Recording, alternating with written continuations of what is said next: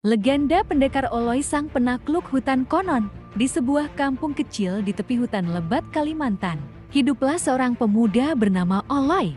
Ia bukan bangsawan, bukan pula anak orang kaya, melainkan seorang pekerja kayu sederhana yang setia mencari nafkah dengan sebuah sinsau di tangannya. Pertarungan di hutan sunyi suatu hari.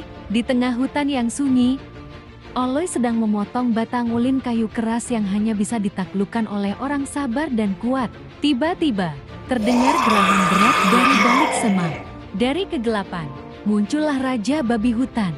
Besar, ganas, dengan mata menyala merah dan taring setajam belati. Kata orang tua, siapapun yang dihadang hewan itu tak akan pulang dengan selamat. Namun Oloy tidak gentar.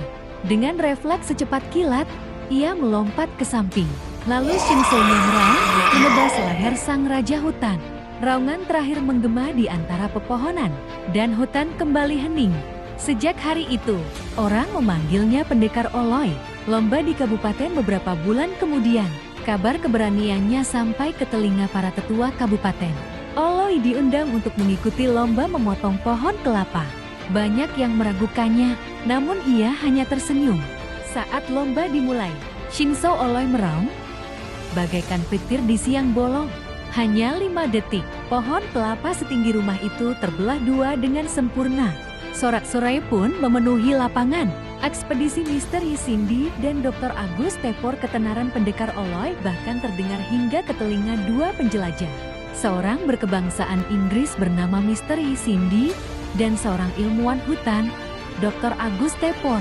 Mereka berdua datang untuk mengadakan ekspedisi rahasia di hutan Kalimantan.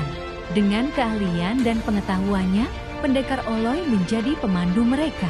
Mereka menelusuri jalan tikus, menyeberangi sungai berarus deras, hingga akhirnya tiba di sebuah wilayah terpencil tempat yang katanya belum pernah dijamah manusia luar.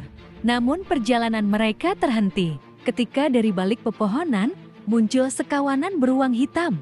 Mata mereka berkilat, langkahnya berat, dan aumannya memecah kesunyian. Tanpa ragu, Pendekar Oloy mengangkat sinsau, suara mesinnya meraung, memecah ketegangan. Dengan gerakan lincah, ia mengayunkan bilah tajam itu, hingga para beruang panik dan berhamburan melarikan diri. Misteri Cindy dan Dr. Agus hanya bisa tertegun. Mereka sadar, legenda tentang Pendekar Oloy bukanlah dongeng belaka. Sejak saat itu, namanya semakin melegenda bukan hanya di kampungnya, tetapi juga di telinga para penjelajah dunia.